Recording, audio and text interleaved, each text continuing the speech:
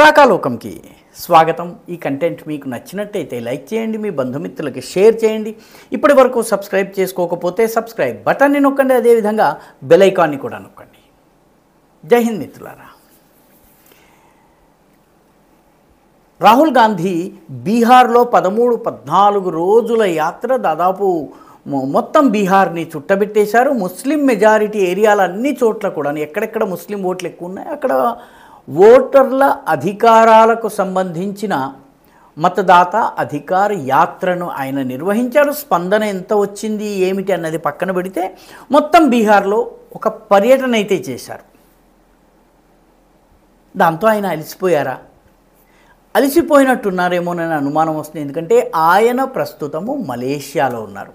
మలేషియాలో దేనికోసం వెళ్తున్నారు? అధికారిక కార్యక్రమాలు ఉన్నాయా, లేకపోతే పార్టీకి సంబంధించినటువంటి భారతీయ మూలానికి చెందినటువంటి ప్రజలతో సమావేశమవుతున్నారా, లేకపోతే ఏం చేయడానికి వెళ్ళారు? కానీ ఆయన మలేషియాలో ఉన్నటువంటి లాంకావి అనేటటువంటి ప్రాంతంలో ఆయన ప్రస్తుతం ఉన్నారు. ఎప్పట్లాగానే ఆయన తన వెంట ఉన్నటువంటి ఆయనకున్నటువంటి భద్రతా సిబ్బందిని కానీ ఇంకెవ్వరిని తీసుకోకుండా ఆయన ఒక్కరే వెళ్ళిపోయారు. నిజానికి ఆయన వెళ్ళిన సమయం చాలా విచిత్రమైంది. ఎందుకంటే ఉత్తరాది అంతా కూడా వరదల్లో ఉంది. వరదల్లో ఉన్న కారణంగా ముఖ్యంగా ఢిల్లీ కావచ్చును, ఉత్తరాఖండ్ కావచ్చును, హిమాచల్ ప్రదేశ్ కావచ్చు, పంజాబ్ కావచ్చు, రాజస్థాన్లోని కొన్ని భాగాలు కావచ్చును, వరద చాలా ఉధృతంగా ఉంది. చాలా అపారమైనటువంటి నష్టం జరిగింది. ఈ పరిస్థితుల్లో బీజేపీకి సంబంధించిన ఎన్డీఏకి సంబంధించిన విందులను సైతము రద్దు చేసుకుని వాళ్ళు కార్యకర్తలు రంగంలోకి దిగి అక్కడ సహాయ కార్యక్రమాలు నిర్వహిస్తున్నారు. ఎన్డీఆర్ఎఫ్లు కావచ్చు, ఎస్డీఆర్ఎఫ్లు కావచ్చును, వీళ్ళందరూ కూడా డిజాస్టర్ రిలీఫ్లో పనిచేస్తున్నారు. ఈ సమయంలో రాహుల్ గాంధీ వెళ్ళిపోయారు. అంటే పార్టీ కార్యకర్తలకు దశ దిశ ఇవ్వవలసిన సమయంలో ఆయన లేరు. అదేవిధంగా ఉపరాష్ట్రపతి ఎన్నిక జరగబోతోంది. ఉపరాష్ట్రపతి ఎన్నికకి ముందు అభ్యర్థిని నిలబెట్టారు కాబట్టి జస్టిస్ సుదర్శన్ రెడ్డిని నిలబెట్టారు కాబట్టి దానికి కావలసినటువంటి గ్రౌండ్ వర్క్ చేయటం. అభ్యర్థి గెలవడు, కానీ వాళ్లకు రావలసిన ఓట్ల కన్నా ఒక 5 ఓట్లు అదనంగా సాధించుకున్నా కూడాను కాంగ్రెస్ పార్టీకి, ఇండి కూటమికి అది పెద్ద ప్లస్ పాయింట్ అవుతుంది. దాన్ని కూడా వదిలేసేసి ఆయన వెళ్ళడము, మలేషియాకి వెళ్ళడము, సరిగ్గా ఏ మలేషియాలో అయితే భారతదేశం నుంచి పారిపోయినటువంటి ఉగ్రవాద మద్దతుదారైనటువంటి జకీర్ నాయక్ ఉన్నారో అక్కడికి ఆయన వెళ్ళారు. 2019లో కూడా ఆయన ఇలాగే వెళ్ళారు. 2019లో ఎన్నికల మధ్యలో ఆయన మాయమైపోయారు. ఎన్నికల మధ్యలో ఆయన వెళ్ళిపోయి అక్కడ ఉండొచ్చారు. ఏం చేశారు ఏమిటి ప్రజలకి ఏ వివరాలు తెలియవు.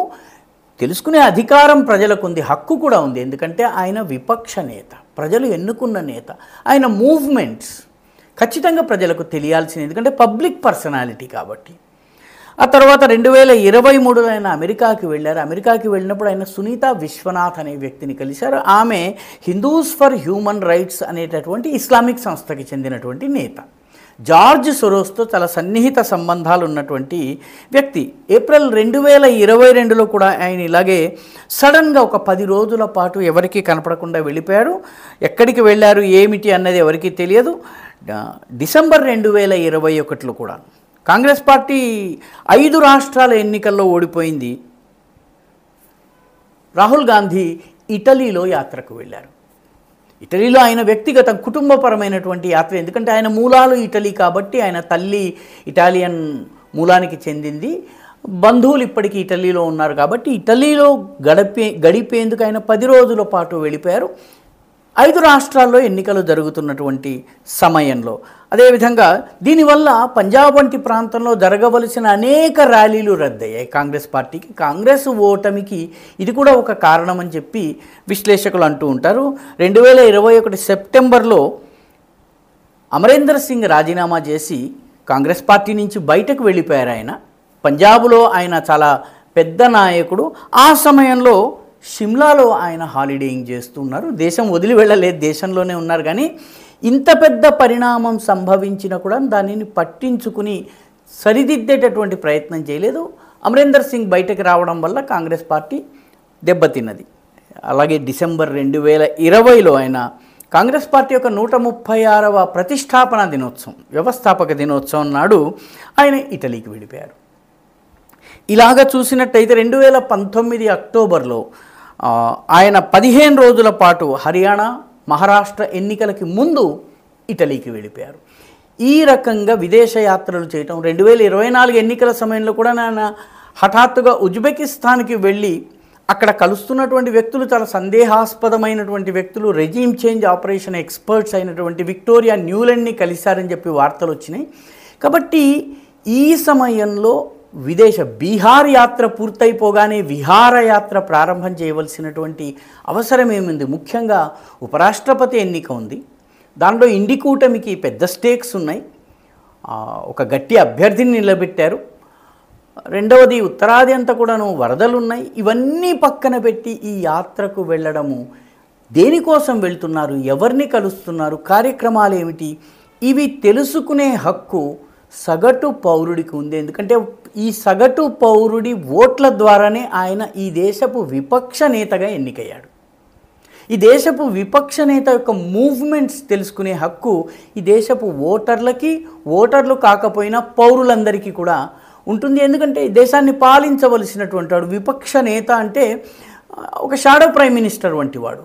కాబట్టి ఇవి తెలుసుకోవలసినటువంటి బాధ్యత ప్రజలకున్నది,